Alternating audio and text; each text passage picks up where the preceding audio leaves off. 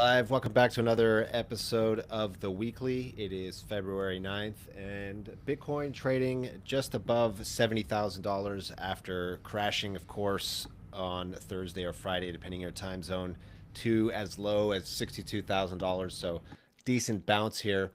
But, David, what we're going to try to cover here in the first part of the weekly is what actually happened. Why did Bitcoin crash? Obviously, it's not just one reason.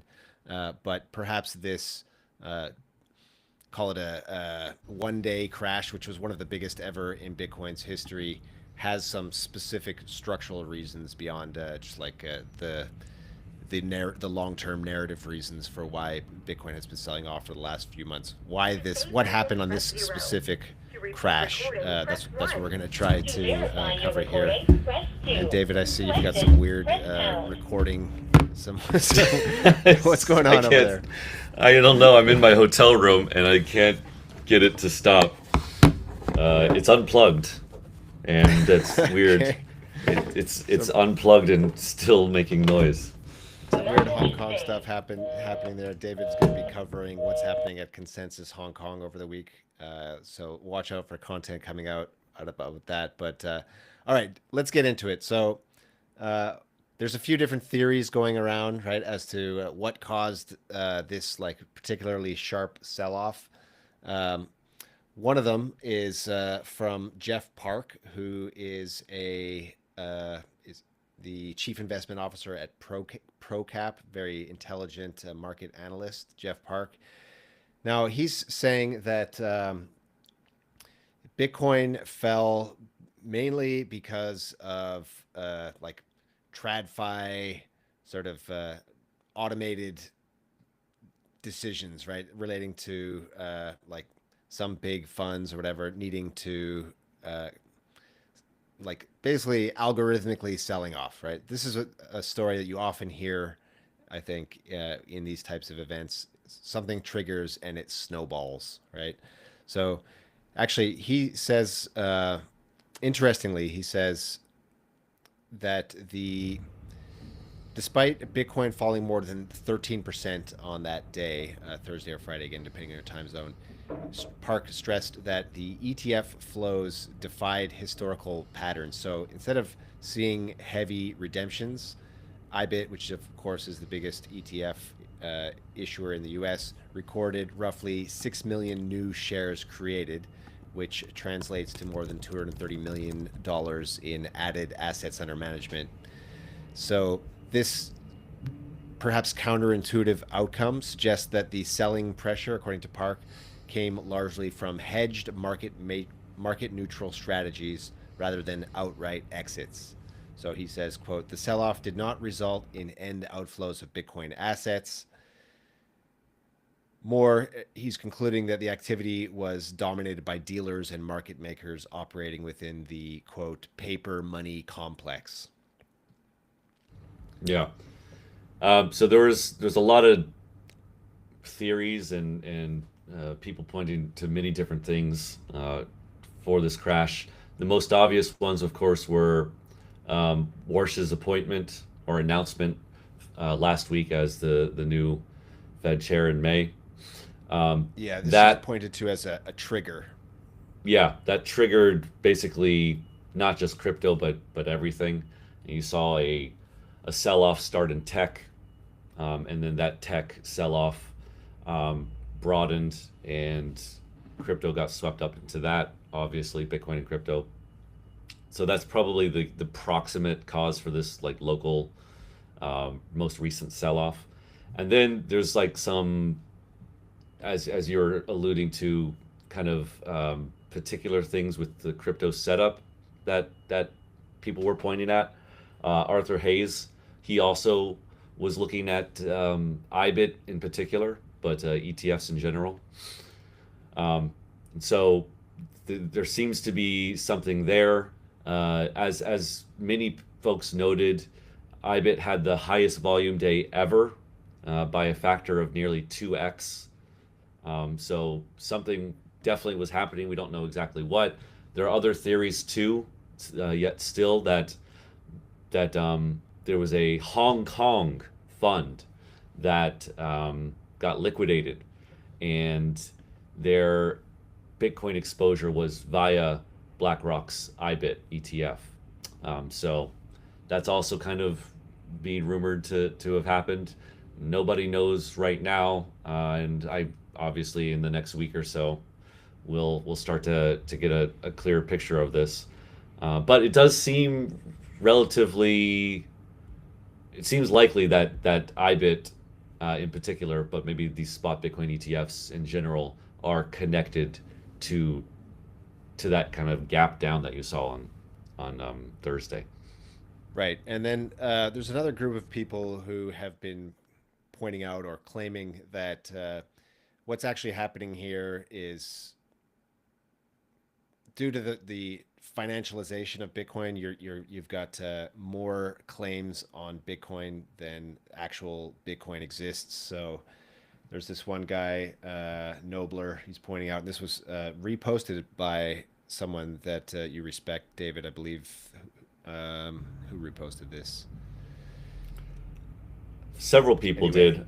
several people. Jim So Bianco, this I isn't think, just a did. And yeah. So normally, like I've never heard of this guy, but when it's reposted by sort of heavy hitters, you pay attention. So yeah, anyway, this guy's pointing out something which to me seems a little conspiratorial, but who knows? Basically, he's saying um, one real BTC can now simultaneously back an ETF share, a futures contract, a perpetual swap, an options delta, a broker loan, a structured note, all at the same time. So that's six claims on one Bitcoin, and this sort of financial wizardry is causes these kind of flush outs at times, and people have pointed to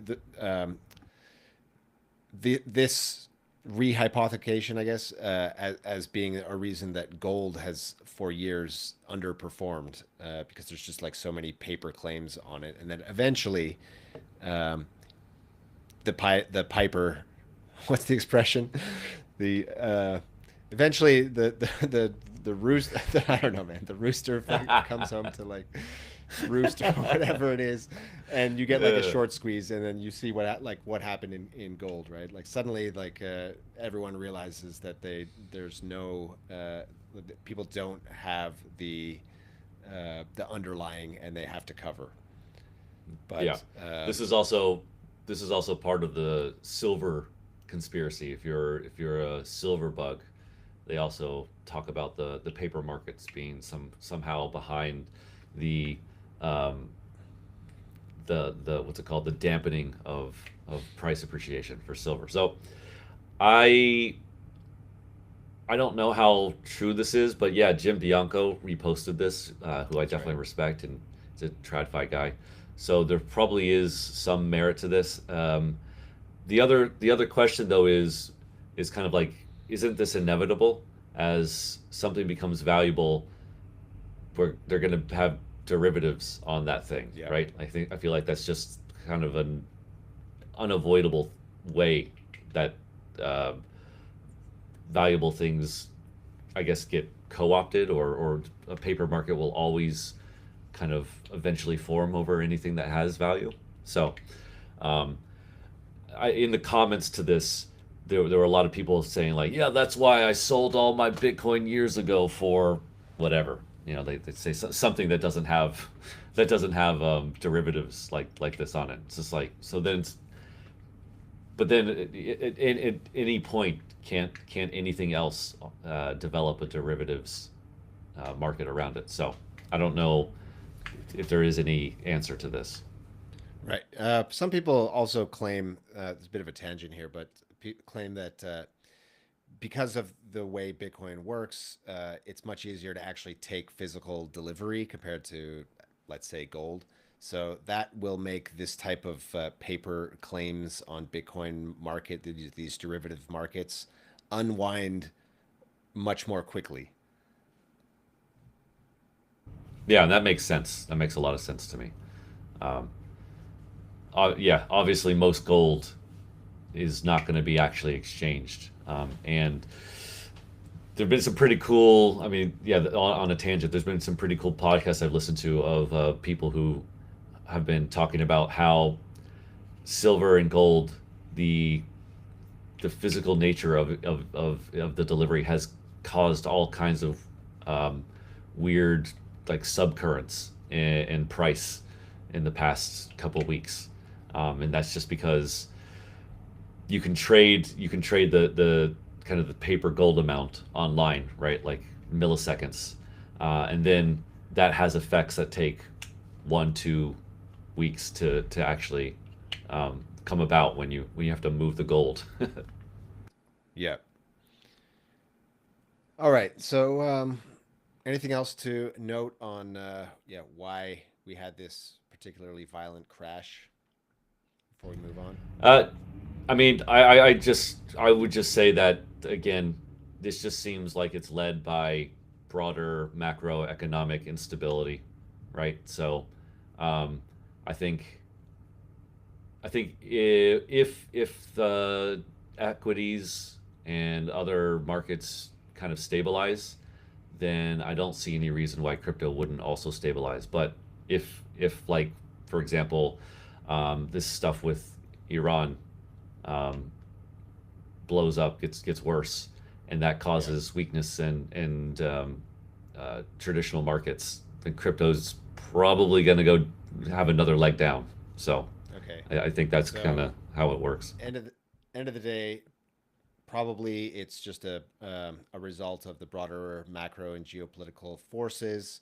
There may be some nuances in the particular market structure for Bitcoin and crypto that caused it to react, yeah, more violently than other markets.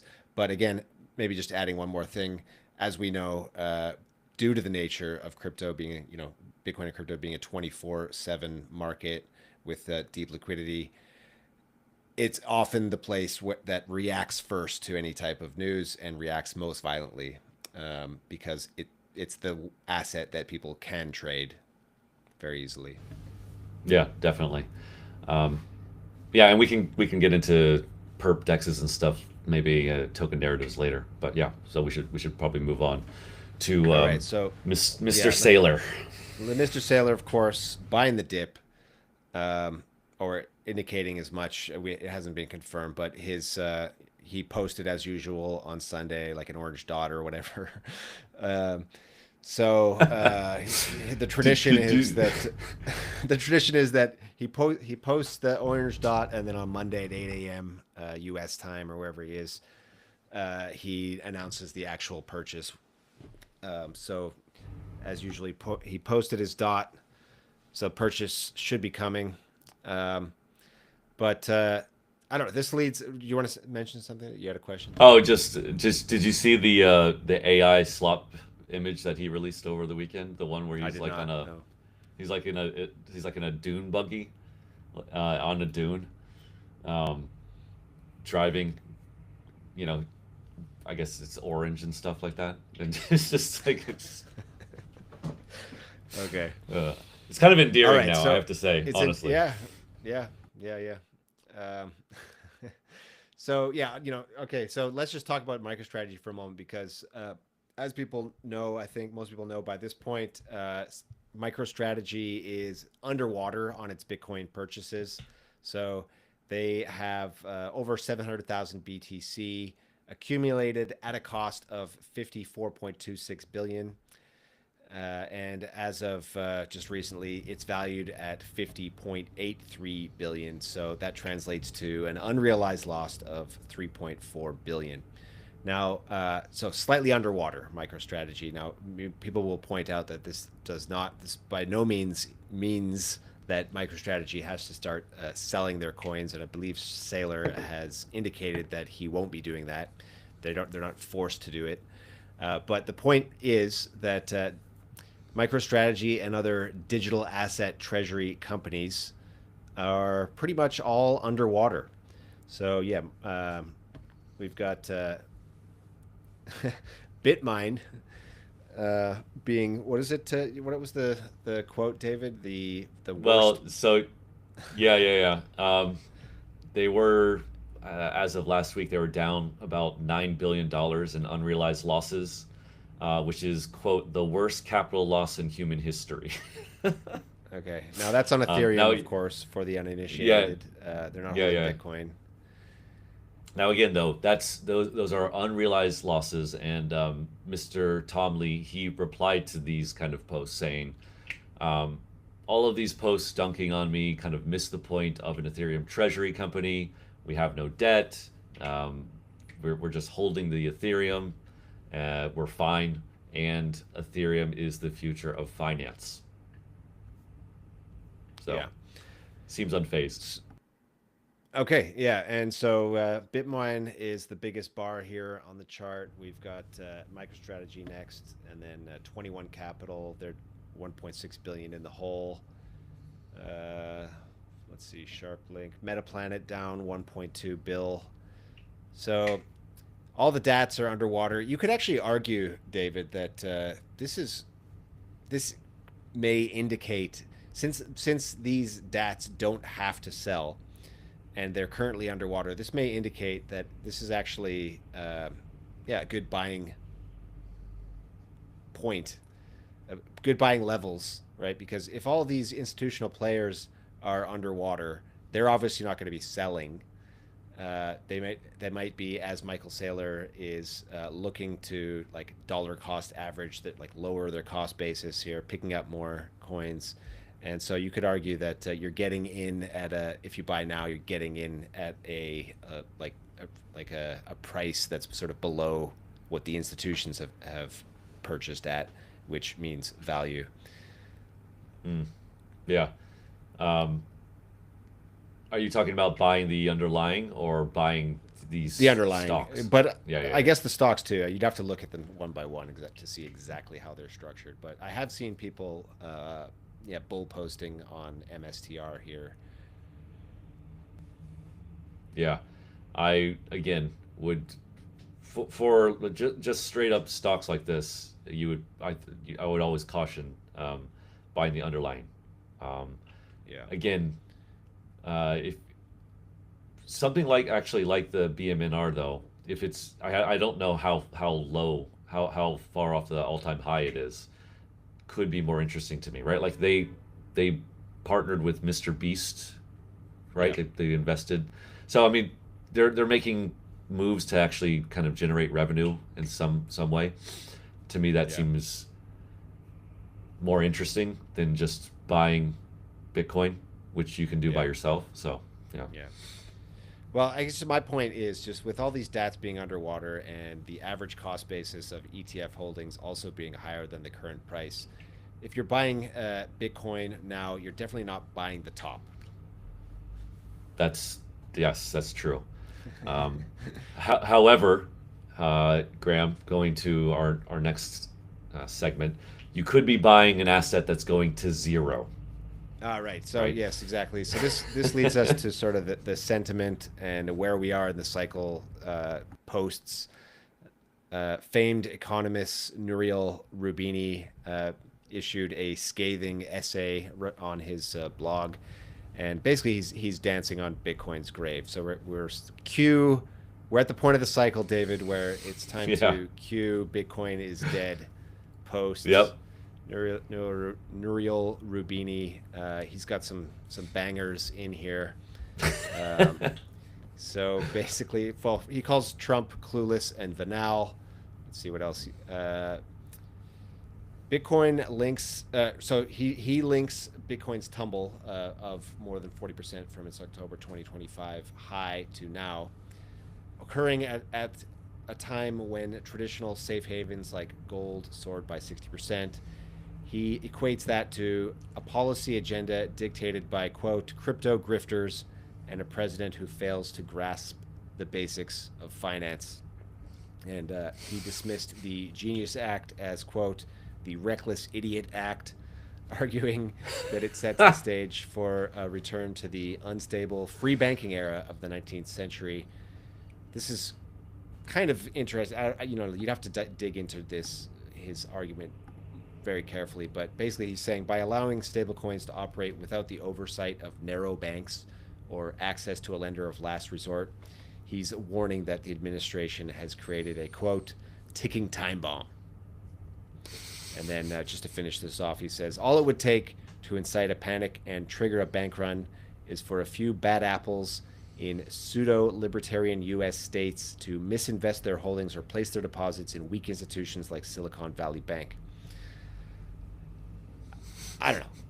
I do know that it's almost certain at this point, if you look into Silicon Valley Bank, what happened there, for those who don't remember, about 2 years ago now, Silicon Valley Bank was like there was a run on the bank. This was the bank that a lot of Silicon Valley startups and people adjacent to crypto were using as their bank, and it was basically in the fallout of the FTX debacle.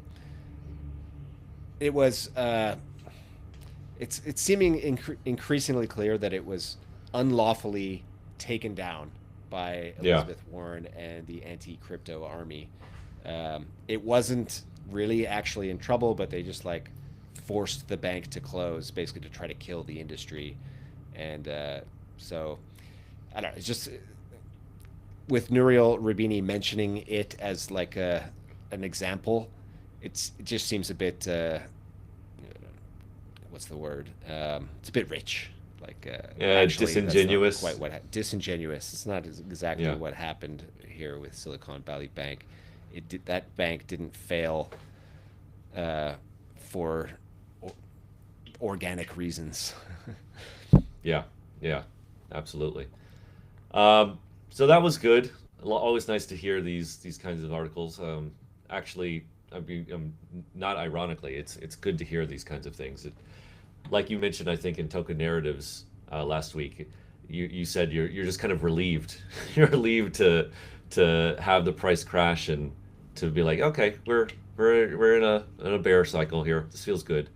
So on that note, actually, is this FT article that came out recently, and articles like this are legitimately great, right?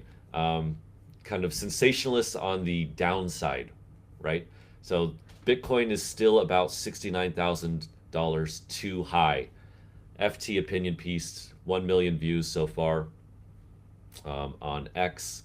And this is your classic traditional finance magazine, newspaper, making a bold proclamation to mark the bottom.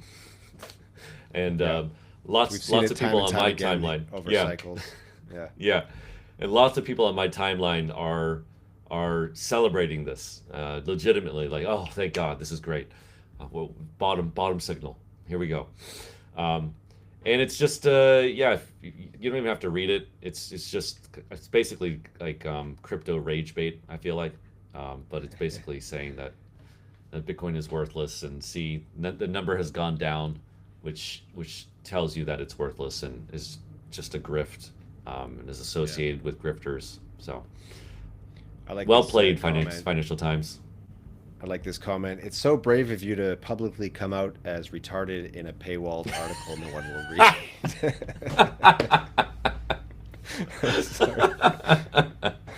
That's awesome. That's so good. Oh man. There was like an actual like Omid Malakand. He replied to the lady who wrote this and said, "Excuse me, ma'am, you have been wrong about Bitcoin for many years over many articles. At what point do you have criteria to kind of invalidate or show that you have been wrong this whole time?" She has not replied yet to that actually constructive comment. Yeah. All right. So let's move on to a few things outside of the Bitcoin realm. A bit of news in Ethereum land with Vitalik coming out with some interesting comments. Yeah, this is great. I love this. This is on my. I'm beating the drum. You know, I've been beating the drum, Graham, of the Ethereum comeback, and Vitalik had a couple great posts last week. The first was what this article is about, is basically kind of admitting that the Ethereum roadmap was wrong or flawed, and setting charting a course for a new, better direction. So basically, he said that the way Ethereum was trying to scale by relying on L2s to basically become kind of the execution layer of Ethereum itself, was wrong, and it didn't work. And anybody who's been in crypto knows this, right? Um, you saw a proliferation of L2s, right? General purpose L2s that really didn't. They were just kind of glorified side chains with trusted trusted bridges, and they were so-called like parasitic to Ethereum itself. They So it's certainly kind of didn't the accrue value back to the main chain. yeah, but they were like the worst of both worlds, right? So they were not trustless. They didn't increase the kind of the strength and decentralization of Ethereum, right? So they didn't extend Ethereum in any way, and they actively took money, they took value from Ethereum itself, which was trying to be this kind of like trustless world computer. So it was not a good thing. Anyway, everybody knew this. Solana has been dunking on Ethereum for years, basically saying this, and last year, and you saw this last year. They made a course correction. They started scaling the L1. This post is basically just directly saying this, like, hey, we were wrong. We're scaling the L1 now. Ethereum base layer is going to be more performant in the future. And instead of generalized L2s, which have been demonstrably have been a failure, instead we want L2s to have like very particular use cases, right? So maybe you have a perp dex that's an L2, or you are a privacy L2 or something like that. And that's what L2s will be used for, because it's we already can tell that relying on L2s to be an extension of Ethereum itself has not happened. So it's really it's good to hear this, and like pretty much I think everybody, the comments were generally positive. Um, Even like people in Solana like Mert, were kind of gracious. They're like, oh, thank you for saying this, you know, publicly and so directly. Yeah. There were a couple comments, like I think Laura Shin of the Unchained podcast network. She was like, "This is good, but the only thing that's weird to me is why did it take you so long to say this?" And I mean, that's a fair criticism, I suppose. Yeah. Well, it is good, and to me, what this sort of signifies, or is another example of, is that a key advantage that Ethereum has, having Vitalik as its sort of spokesperson, is that um, he can come out and say something and drive the narrative, control the narrative. So here he's like, okay, finally he's controlling the narrative. They haven't done anything really yet, but they're going to, right? So the narrative is, we're going to do this thing. And another example of that is Ethereum and Vitalik's reaction to the quantum FUD, right? So they recently came out and said, okay, Exactly. we're going to throw some money at it. We were setting up a task force. So the market then is like, yeah, okay, Ethereum is doing something for to face the quantum threat. Meanwhile, in Bitcoin, because there is no, like, Satoshi's gone, there's no like widely accepted head of Bitcoin, and for better or worse, that means that they it's hard for Bitcoin to get ahead of the narrative, and thus Bitcoin continues to sort of, people have questions about Bitcoin's response to the quantum threat. Um, and all it would take is, like, again, Bitcoin has, or Ethereum hasn't really actually done anything to fix the quantum threat. I mean, they've like said they're going to do something, and they've thrown some money at it, but that's all it really takes to shift the narrative, in my opinion, is just like a few key people making statements. Yeah, I agree. Now, I don't know. Did you see last week's chopping block where Tarun was talking about this quantum stuff, and he said he said there was a pretty big turning point for him in terms of believing the quantum threat. He personally, like you, Graham, doesn't think it's really a threat, but he was saying that the thing for him was when Novogratz from Galaxy was talking about it and how some of their like LPs or something like that liquidated their Bitcoin because they believed that quantum was a threat. And so Tarun was basically saying like I might not think it's a threat, but people with money and in Yeah. TradFi and institutions, they think it's a threat. And so Yeah. then something has to be done.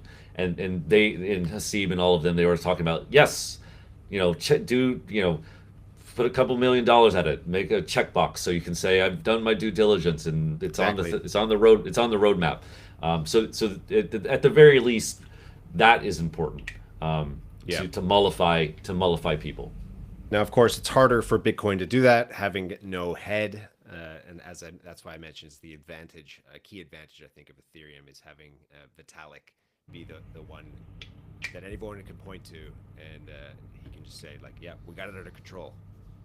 Not so, Exactly. not the case with Bitcoin, or much Yeah. harder for it to be the case.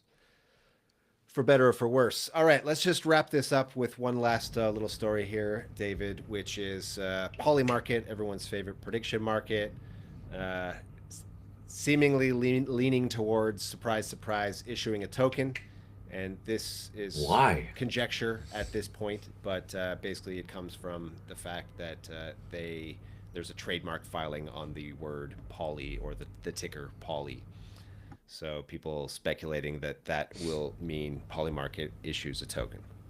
What So what would get it while it's you hot. what would you think that this would be for, Graham? Why would they? Let's imagine that they do it, but why? What's the? I feel Yeah, like we've gone through this token arc, and everyone kind of yeah, realizes yeah, or agrees that you don't need a token. yeah, yeah. Usually, Exactly. Unless, I mean, yeah, there's a few cases where it's like it basically needs to be equity. The token needs to be yes, equity, and we yes. can't that doesn't isn't possible yet with the regulatory structure.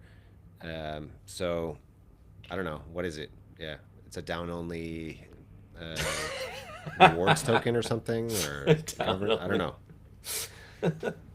Yeah, So exactly. yeah, By the way, on Polymarket, did you see that? Since we're just talking about this, did you see their marketing stunt last week? I posted about it. I yeah, it was commented on good. it It was at good. X. Can you explain it? So Polymarket, they created a pop-up grocery store in downtown New York City. So Mom Dami and all of them Dims are making like government-run grocery stores. I guess this is like a thing they're doing in New York now. And so I guess Polymarket wanted to show their solidarity with this, or I have no idea. It's anyway. So they made a pop-up grocery store where the groceries were free. I don't know Yeah. how that worked. Obviously this wasn't permanent. It was like a short run thing, but lots of people lined up, I guess, to get free food. It's kind of dystopian to me, to be Yeah. honest. What was your comment, And David? Show me your marketing team has money to burn. yeah, show me. Yeah, yeah, yeah. Tell me your marketing department just got a shit ton of money and doesn't know what to do with it without telling me. Yeah, and then it's the pop up poly market Yeah, yeah, yeah, yeah. market. And the slogan is like bizarre, like free groceries, free markets. Okay. Okay, Yeah. yeah, free groceries. Yeah, you know what that puts me in the mood for. When I have to have free food, um, then I've got freedom. All right, buddy. Anyway, so it was Yeah. just Yeah. yeah. Um, I mean, I guess it I guess worked. I'll take the money I We're would have talking about spent it, buying groceries, and instead gamble it on a poly market, a prediction market. but I mean, That's but pretty much. but Graham, I mean, maybe I'm a boomer or something, but like I remember the days when corporations were giving away like Lamborghinis and you know, airplanes and travel to like exotic Uh, locations. yeah. Now So they're giving that's away why it's free dystopian. groceries. They're giving away Yeah. groceries, and people are, oh yeah, free groceries. Like, what are we doing? What are we doing? Yeah. Uh, It's oh unclear. man, It's unclear it's what we're doing. that's dark to me. Anyway, All right, David. I'll let you go. You've got some big interviews lined up here yes, at Consensus Week in Hong Kong. Looking Hong forward to Kong. seeing those coming out in our channels, and also to discussing with you whatever insights you get. Um, you're gonna be. No,